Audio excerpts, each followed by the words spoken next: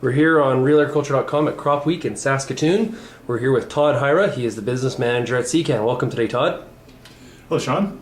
Okay, Todd, let's talk about Midge wheat. There's been a lot of conversation over the past couple of years as far as some of the damage and the impact that the Midge bug has had on a lot of wheat fields across the West. We've got some new varieties coming out that are going to obviously have a positive impact for farmers. Can you talk a little bit about, there's a big stewardship package that goes with that, and can you explain why? Well, just a quick step back, from an overall perspective, I consider Midge Tolerant wheat to be one of the most significant things to happen to wheat in probably the last 50 years. When's the last time we've had an insect tolerance added to our crop? And so this is a new technology for Western Canadian wheat producers, and it offers some significant benefits in terms of flexibility in crop rotation. Some geographies across the prairies have actually had to exclude wheat because of severe midge pressure and severe years. So this helps provide some protection on an annual basis in a fairly cost-effective manner. If we look at the damage that midge has caused over the last, in 2006, I think the estimate was $42 million lost to the industry in grade and yield losses. And how big of an area is the midge impacting?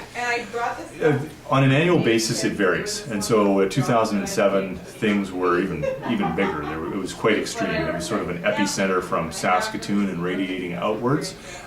In 2008, still the Saskatoon, central Saskatchewan area was the hardest hit. By 2009, things had cooled off in Saskatchewan somewhat and more isolated hotspots, but we were hearing of incidences in Alberta with yield losses. So the pest moves around, and it's important to look at the forecasts, consider the maps, and by using a tool like Midge Tolerant wheat, you're prepared whether or not the pest is there or not. You're ready for it. So you had said that we can manage the insect now by the varieties we can choose. There's a couple of varieties. So how has that been done? Like, what's the significance? So in 2010, you were correct. There'll be the first commercial release of 3 products, 2 CWRSs and 1 extra strong wheat.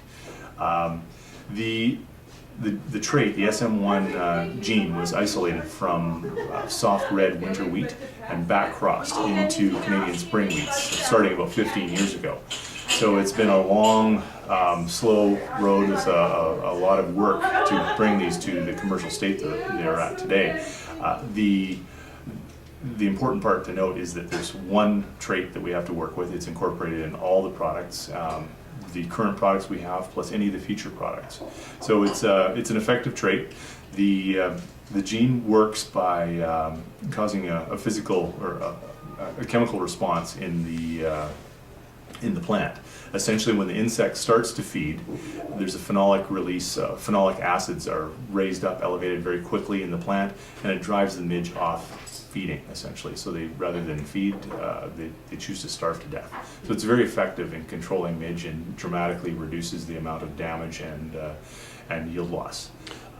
So as we mentioned before, stewardship is a big part of it's just not grow, buy the seed, plant the variety, and things go on our way. There's a big stewardship component to this program. Absolutely, because the trait is quite effective. It puts a lot of selection pressure on the midge, and when you have high selection pressure, that can result in a rapid. You can have a more rapid resistance buildup within the population, and so the plant breeders and entomologists have devised a method, a stewardship plan around this, and it involves an interspersed refuge. And what I mean by interspersed refuge is that there's 10% of a susceptible variety blended into the tolerant variety, which provides a safe zone for the non-virulent midge. So it essentially keeps the population in balance, so that you have a percentage of the non-damaging midge surviving on an annual basis. When if there are some virulent midge or the damage-causing midge that do survive, they would cross with a non-virulent midge, and the resulting offspring would be non-virulent, since the non-virulent is the dominant trait. So it keeps the population in balance and extends the useful life of the technology, rather than potentially 8 to 10 years without a refuge. we can extend it as long as 90 years. So if producers want to participate in the Midge wheat program, what are some of the things that they're going to have to be considerate of? Whenever a wheat producer wants to buy Midge Tolerant wheat, they'll sign a stewardship agreement, and that outlines the I guess rules that they'll be playing with in terms of ensuring that that refuge stays in balance. So that the key part of all that is that farm safe seed is allowed 1 year past certified.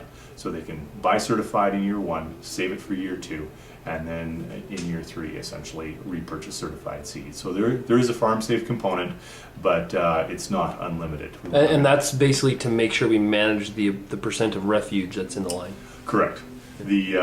Because the midge applies feeding pressure and will essentially reduce the percentage of the refuge over time, we want to make sure that that refuge stays in balance, and one of the ways of doing that is by limiting the number of generations past certified. So we've got a situation where we can grow farm safe seed for 1 year. Is there any other production issues that farmers need to be thinking about? Let's see. It is a normal CWRS. They're normal CWRS products with strong agronomics. That's one of the nice features of this. Normally, when you launch a new technology, quite often there's a yield penalty or some yield drag or hit that goes along with it. These are some of the top performing products in Western Canada.